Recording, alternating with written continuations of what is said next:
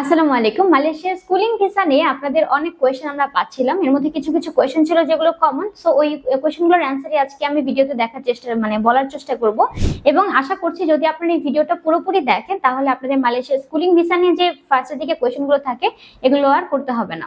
তো আমি ফার্স্টে যে কোয়েশ্চেনটা আমরা বেশি পাই সেটা হচ্ছে মালয়েশিয়ার কোন কোন স্কুলগুলো নিয়ে আমরা আসলে কাজ করি। ওয়েল, মালয়েশিয়ার সবগুলো স্কুল নিয়ে চাইলে কিন্তু আমরা কাজ করতে পারি না। এখানে হচ্ছে শুধুমাত্র যে ইউনিভার্সিটিগুলোর স্কুল রয়েছে আমরা শুধুমাত্র সেই ইউনিভার্সিটির স্কুলগুলো নিয়েই কাজ করি। আর নেক্সট যে কোশ্চেনটা ফার্স্টে পাওয়া যায় সেটা হচ্ছে কি এখানে টিউশন ফিস কত হবে। টিউশন ফিস নিয়ে যদি আমরা বলি, আমরা যে স্কুলগুলো নিয়ে কাজ করি এখানে আপনাদের ইয়ারলি 25,000 থেকে শুরু করে 90,000 আরএমবি পর্যন্ত হচ্ছে কি ইয়ারলি কস্ট আসবে এবং এই পেমেন্টটা আপনাদের হচ্ছে যে দেখা যায় যে একবারেই দিতে হয় না, আপনারা চাইলে এটা 2 বারে বা 3 বারে পেমেন্টটা দিতে পারবেন। আর তারপরে যে কোশ্চেনটা আমাদের থাকে যে এখানে ডিপেন্ডেন্ট ভিসার হচ্ছে গিয়ে হাজবেন্ড এবং ওয়াইফ দুজনই একসাথে যেতে পারবে কিনা, কারণ অনেকে বলে যে আমার যেমন 2টা বাচ্চা আছে তাহলে আমি কি আমার হাজবেন্ডকে আর আমি একসাথে যেতে পারবো কিনা। ওয়েল, আপনাদের 2টা বাচ্চাই থাকুক বা আপনার হচ্ছে সিঙ্গেল একটা বাচ্চাকে আপনি পাঠান না কেন, এখানে আপনাদের শুধুমাত্র ডিপেন্ডেন্ট ভিসাতে শুধুমাত্র একজন যেতে পারবে, আবার সে হচ্ছে শুধুমাত্র মা। বাচ্চার মা ছাড়া এখানে ডিপেন্ডেন্ট ভিসায় আর কেউ অ্যালাউ হবে না। আর আরেকটা কোয়েশ্চেন থাকে যে এখানে যেমন ধরেন অনেকে বলে যে বাচ্চার বাবা ওয়ার্ক পারমিটে যদি সেখানে থাকে সেক্ষেত্রে তারা যেতে পারবে কিনা। ওয়েল, এক্ষেত্রে অ্যান্সার হচ্ছে কি ডিরেক্টলি যে আপনাদের যদি বাচ্চার বাবা রানিং মালয়েশিয়াতে ওয়ার্ক পারমিট ভিসাতে কাজ করে তাহলে কিন্তু সেখানে হচ্ছে কি আপনাদের মোস্ট অফ দ্য টাইমে তারা ভিসাটা হচ্ছে রিজেক্ট করে দেয়। এক্ষেত্রে হচ্ছে কি যদি বাচ্চার বাবা আগে কাজ করে থাকে এখন ওয়ার্ক পারমিট ভিসাতে সেখানে না থাকে সেক্ষেত্রে অ্যাপ্লাই করলে আপনাদের একটা চান্স থাকবে এবং এক্ষেত্রে দেখা যায় যে হয়ে যায় এবং বাচ্চার মা সেখানে ডিপেন্ডেন্ট ভিসাতে যাবে এবং বাচ্চার বাবা সেখানে ট্যুরিস্ট ভিসার মাধ্যমে আসতে যেতে পারবে, এরকম থাকবে বিষয়টা।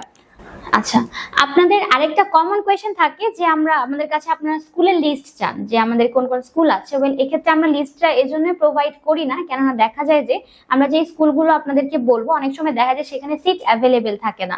তো তখন দেখা যায় যে আপনি একটা স্কুল চুজ করলেন এবং আমরা সেখানে দিতে পারলাম না, তো একটা মনোক্ষুণ্ণ হওয়ার বিষয় থাকে।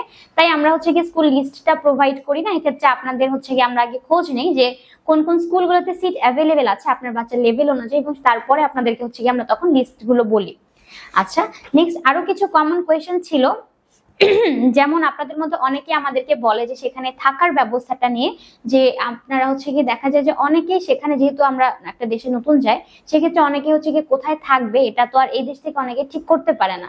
সেক্ষেত্রে আপনারা চাইলে কিন্তু আমরা আপনাদের যে থাকার যে বিষয়টা এটা থেকে আমরা হেল্প করতে পারবো, সো এটা নিয়ে আপনাদের টেনশন করতে হবে না।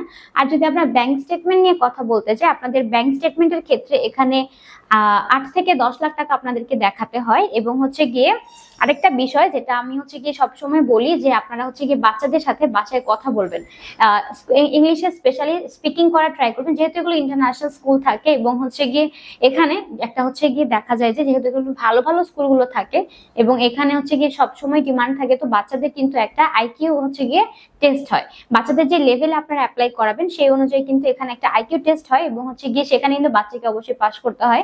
এক্ষেত্রে দেখা যায় যে আপনারা যদি বাসায় বাচ্চাদের সাথে একটু স্পিকিং প্র্যাকটিস না করেন তাহলে হচ্ছে গিয়ে বাচ্চারা সেখানে ঘাবড়ে যায়, অনেক ক্ষেত্রে তারা হচ্ছে গিয়ে আনকমফোর্টেবল ফিল করে এবং অ্যান্সার গুলো দিতে পারে না, তখন সেই ক্ষেত্রে কিন্তু দেখা যায় যে ভিসাটা রিজেক্ট হওয়ার চান্স থাকে। তাই আমরা বলি যে বাচ্চার বাবা মা যারা আছেন বা বাসায় যারা থাকেন মাঝে মাঝে বাচ্চাদের সাথে কথা বলবেন।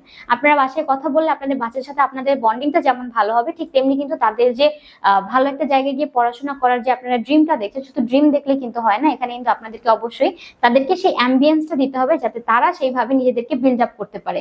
এক্ষেত্রে আপনারা অবশ্যই বাচ্চাদের সাথে বাসায় একটু স্পিকিং করার ট্রাই করবেন, তো স্পিকিং প্র্যাকটিস করবেন, তাহলে হবে কি আপনারা যখন হচ্ছে কি তাদের যে লেভেল অনুযায়ী আইকিউ টেস্ট হবে তারা কিন্তু খুব ইজিলি সেখান থেকে হচ্ছে গিয়ে সার্ভাইভ করতে পারবে। এছাড়া আপনাদের যদি এই কোয়েশ্চেনগুলোর বাইরে আরো কিছু কোয়েশ্চেন থাকে আমি হচ্ছে কি নেক্সট ভিডিওতে অ্যান্সার করার ট্রাই করব, আপনারা সেগুলো আমাদেরকে কমেন্ট করে জানাতে পারেন, আমি নেক্সট ভিডিওতে আপনাদেরকে অ্যান্সার করার ট্রাই করবো। মোস্টলি আমাদের এই কোয়েশ্চেনগুলো বেশি আসে তাই আজকে এই অ্যান্সারগুলো আপনাদেরকে দিলাম। সবাই ভালো থাকবেন।